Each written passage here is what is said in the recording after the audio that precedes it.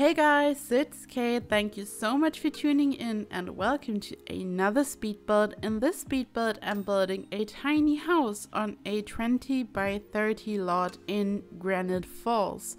If you've been around for a little while on this channel, you know that I love to build huge houses, mansions, spectacular huge builds, crazy landscaping and all that jazz, but I now felt like building something that is legitimately tiny and not just small. I know what you are saying. I know.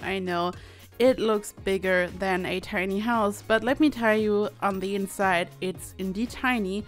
And it also looks a little bit bigger than it is because I extended a part of the roof to the back a little bit.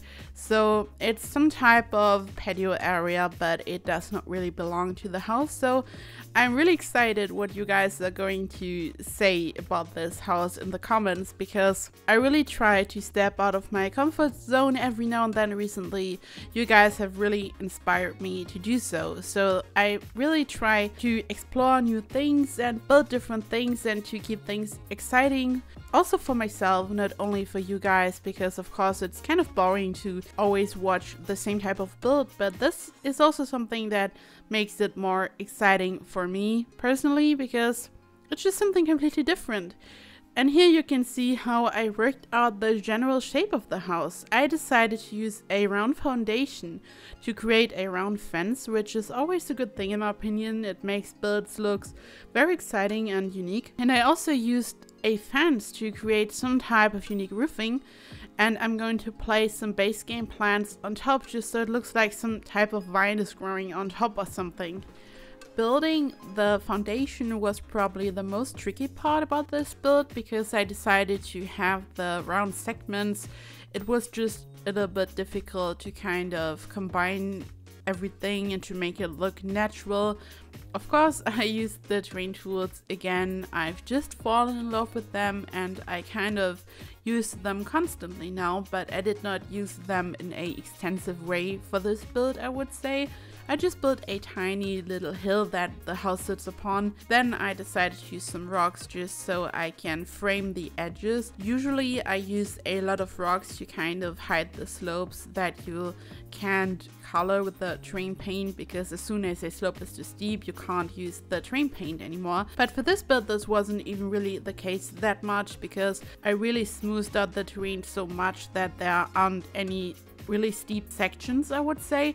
On the right side there is a little section, you can see some brown coloring there, but I'm going to smooth this out later, and I'm going to add another path there just so there is another type of exit for your Sims. For this house I was going for a very dreamy fairy tale like look. I love this type of look generally, but for this build I really tried to make this look work. I really tried my hardest to kind of capture this fairy tale vibe, you could say. I built this in Granite Falls and I was going for a look of some type of house that is hidden in the woods, and it's just so beautiful and mystical. This is the type of look that I was going for, and I think it looks kind of cute. As you are going to see, I'm going to change up the diagonal section though. I'm going to remove the roof, I'm going to replace it because I was not feeling the roof really, and I love this window. This window is kind of like a bay window and it's extending the inside, and I'm going to place some island counters inside, so there wasn't really any space for a dining table. So this is how small this house is going to be on the inside. It's really legitimately tiny. There is just one bathroom and then everything is just cramped into one room. I still tried to make it look beautiful and cozy. I mean it really is cozy. I think it's in the nature of tiny builds probably. There's even a lovely fireplace because I was building a chimney on the outside. I love to do that, and when I'm doing that I also usually include a fireplace that I'm positioning right at the chimney. And here you can see how I'm working on that section that I mentioned right in the beginning. At first I felt like kind of expanding the house when I was adding the other type of roof, but then I thought no, this is a tiny build, I'm not going to cheat, I'm not going to make this house bigger. So I kind of had to take a deep breath and had to stop myself from doing that. So I just turned it into a cute little patio area, as you can see here. So the roof is just above it, which kind of looks cute. And here I'm fiddling with the foundation. I added the floor that just looks like grass on top of the foundation to hide the fact that it's not grass. I'm also going to hide some of the edges with some rocks and flowers. And I added a lot of stuff from the laundry stuff pack because I felt like this is exactly the type of look that I was going for.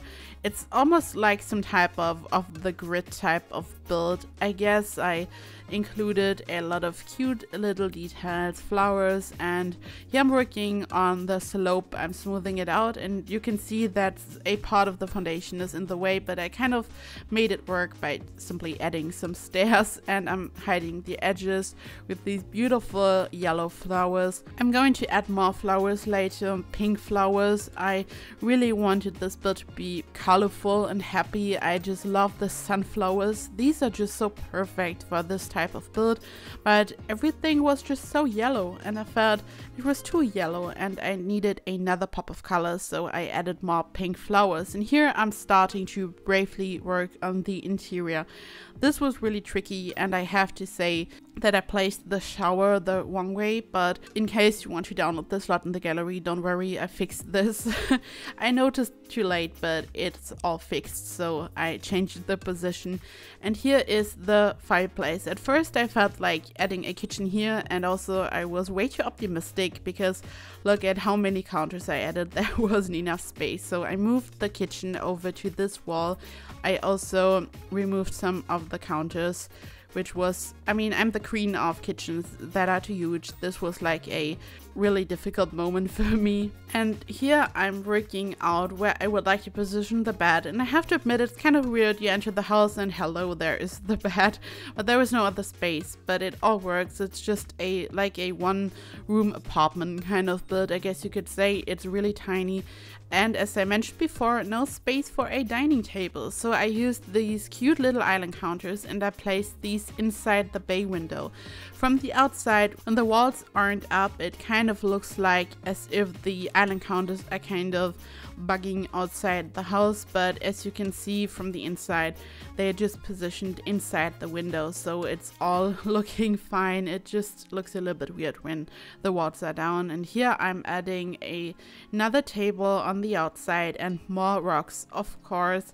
So the outside area is kind of fun in my opinion because there are so many different areas. It's like a really cool, crazy garden. There's so much going on, so many different areas. I just love this. Here I'm just working on some more little details, and I have to say it was so quick to furnish this house. It's just crazy. Usually furnishing is just, it takes so long usually, but obviously it's such a tiny build that it just happened so fast. I can't believe when I'm rewatching this now how fast it all went by. I think tiny houses are just amazing in real life and in The Sims. Especially in real life though, because there was just a time where people were just buying and building these huge tacky mansions, and now there's just kind of a new trend going on where people really love to focus on what they really need.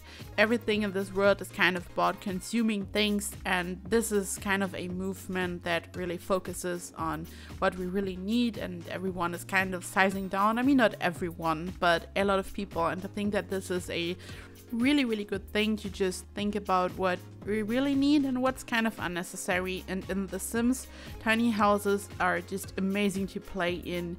You don't lose control, you have a very good overview. I know that a lot of people don't enjoy to even play in houses that have multiple levels, so I think a tiny house kind of really has its upsides and is amazing for a lot of people.